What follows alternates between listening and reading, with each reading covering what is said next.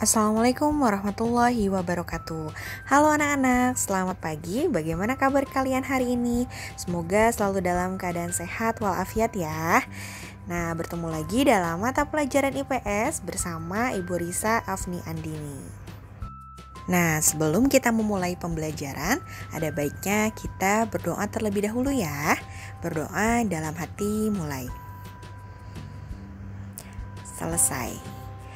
Oke, sudah siap untuk belajar? Langsung saja ya, kita bahas materinya. Materi yang akan kita bahas hari ini adalah mengenai potensi sumber daya alam Indonesia. Sebelum kita masuk ke materi, Ibu jelaskan dulu tujuan pembelajaran pada hari ini. Yang pertama, kalian harus mampu menjelaskan potensi sumber daya hutan di Indonesia. Yang kedua, menjelaskan potensi sumber daya tambang di Indonesia. Yang ketiga, menjelaskan potensi sumber daya perikanan atau laut di Indonesia. Sebelum kita masuk ke materi pokoknya, Ibu ingin bertanya dulu, karena judul materi kita hari ini adalah mengenai potensi sumber daya alam. Maka dari itu, kalian harus tahu apa itu sumber daya alam. Sumber daya alam adalah segala sesuatu yang berasal dari alam yang dapat digunakan untuk memenuhi kebutuhan hidup manusia. Segala sesuatu itu dapat berupa benda mati atau non-hayati maupun benda hidup atau hayati yang berada di bumi. Cakupan materi yang akan kita bahas hari ini yaitu potensi sumber daya alam dibagi ke dalam 3. Ada potensi sumber daya hutan, potensi sumber daya tambang, dan yang ketiga potensi sumber daya perikanan, laut atau maritim. Kita bahas materi yang pertama yaitu mengenai potensi sumber daya hutan. Hutan Indonesia memiliki potensi yang sangat besar, yaitu mencapai 99,6 juta hektar atau 52,3% dari luas wilayah Indonesia. Data ini diambil dari Kementerian Kehutanan pada tahun 2011. Luas hutan yang besar tersebut saat ini masih dapat dijumpai di Papua, Kalimantan, Sulawesi, dan Sumatera. Dari hutan tropis yang dimiliki Indonesia juga dihasilkan buah-buahan dan obat-obatan. Namun demikian, hasil hutan yang banyak dikenal penduduk adalah sebagai sumber kayu. Setidaknya terdapat 4.000 jenis kayu yang 267 diantaranya merupakan kayu yang memiliki nilai ekonomi tinggi. Nah, jenis kayu apa saja yang ada di Indonesia? Ternyata Indonesia memiliki jenis kayu yang sebarannya adalah sebagai berikut. 1.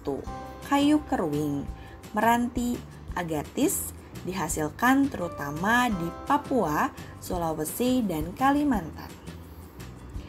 Kayu jati banyak dihasilkan di Jawa Tengah.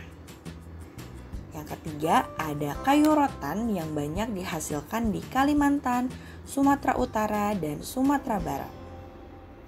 Yang keempat, ada kayu cendana yang banyak dihasilkan di Nusa Tenggara Timur. Dan yang kelima, ada kayu rasamala dan akasia yang banyak dihasilkan di Jawa Barat. Nah, ini adalah beberapa nama jenis kayu yang berpotensi memiliki nilai ekonomi yang tinggi.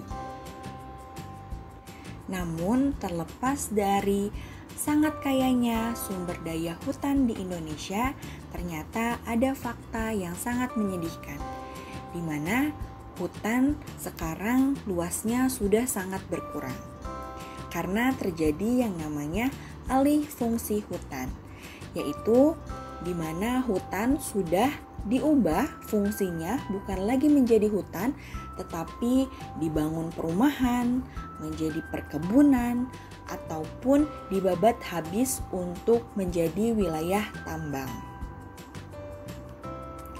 Padahal, kalau kita menjaga hutan, banyak sekali manfaat yang dapat kita rasakan.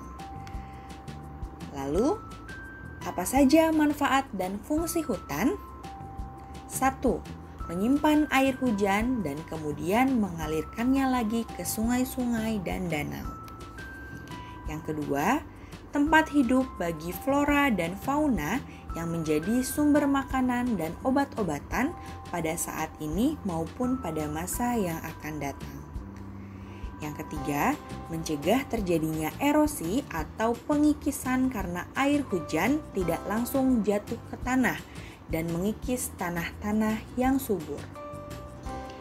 Yang keempat, menghasilkan oksigen dan menyerap karbon dioksida sehingga suhu bumi terkendali.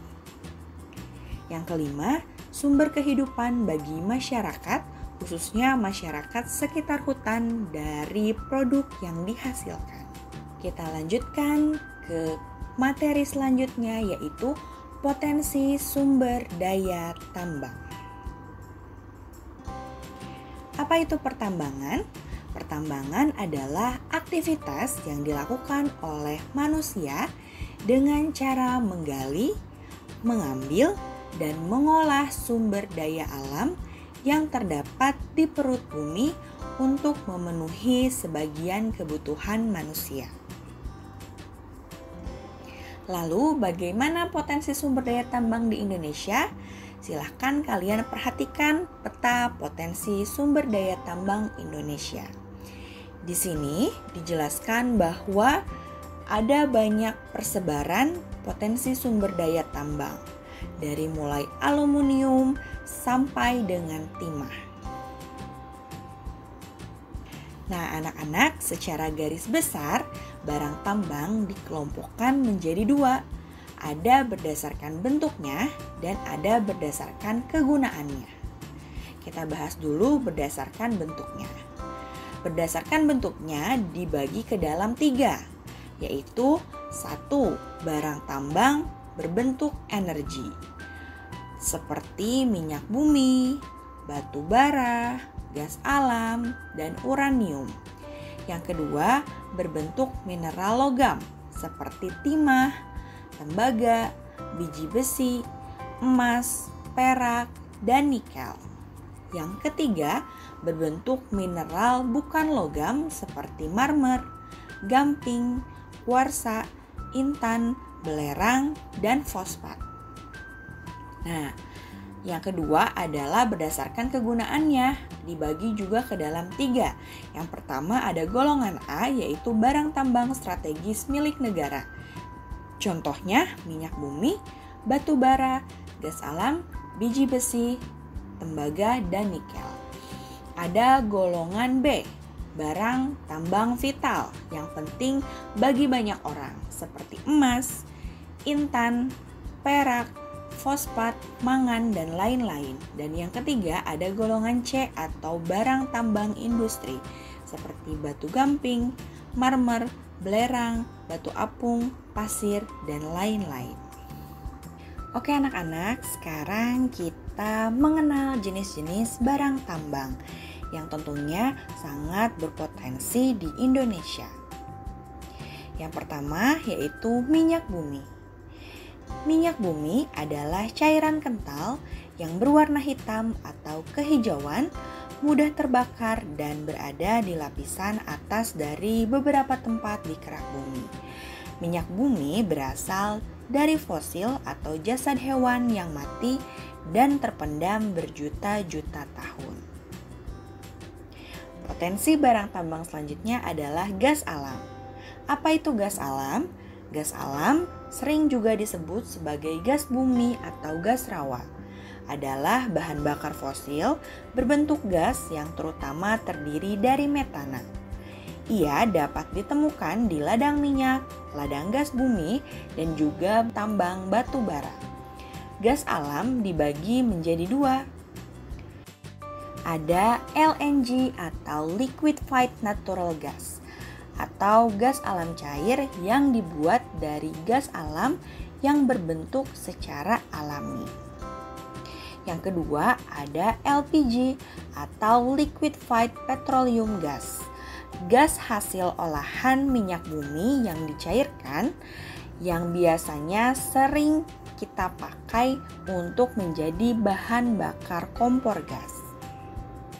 Nah, kita mengenal barang tambang selanjutnya yaitu bauksit atau biji aluminium. Bauksit merupakan mineral biji aluminium yang dimanfaatkan sebagai bahan galian industri, sebagai bahan dasar pembuatan jenis logam aluminium. Contohnya seperti yang sering ditemukan pada peralatan rumah tangga. Selanjutnya ada batu bara. Apa itu batu bara? Yaitu salah satu bahan bakar fosil. Pengertian umumnya adalah batuan sedimen yang dapat terbakar, terbentuk dari endapan organik, utamanya adalah sisa-sisa tumbuhan dan terbentuk melalui proses pembatubaraan. Selanjutnya ada biji besi. Biji besi adalah batuan yang mengandung mineral besi atau merupakan butiran pasir hitam yang bermanfaat untuk pembuatan besi. Kemudian ada barang tambang timah, yaitu hasil tambang berwarna hitam atau silver yang menyerupai pasir atau batuan, namun bedanya berat timah hampir sama atau mungkin lebih berat dari besi. Barang tambang selanjutnya adalah emas dan perak. Emas dan perak merupakan logam mulia dan biasanya digunakan untuk perhiasan atau barang berharga. Dan selanjutnya ada tembaga. Tembaga adalah salah satu logam pertama yang diambil dan digunakan oleh manusia dalam kehidupan sehari-hari. Tembaga dapat dibuat berbagai peralatan seperti kabel listrik, aling-baling kapal, dan lain sebagainya. Nah, anak-anak, materi mengenai potensi sumber daya alam sudah Ibu jelaskan. Khususnya di pertemuan kali ini kita hanya membahas materi potensi sumber daya hutan dan potensi sumber daya tambang. Untuk potensi sumber daya laut atau kemaritiman akan kita bahas di video selanjutnya ya. Mudah bukan? Semoga dengan menonton video ini kalian lebih paham materi tentang potensi sumber daya alam. Oke, kalau begitu, apabila ada yang ingin ditanyakan, langsung saja tanyakan di kolom komentar ya. Sebelum kita akhiri video ini, ada baiknya kita membaca hamdalah terlebih dahulu. Alhamdulillahirabbil alamin. Oke anak-anak, materi selanjutnya berarti kita bahas mengenai potensi sumber daya kemaritiman Indonesia. Ibu tutup. Wassalamualaikum warahmatullahi wabarakatuh. Sampai jumpa di pertemuan selanjutnya.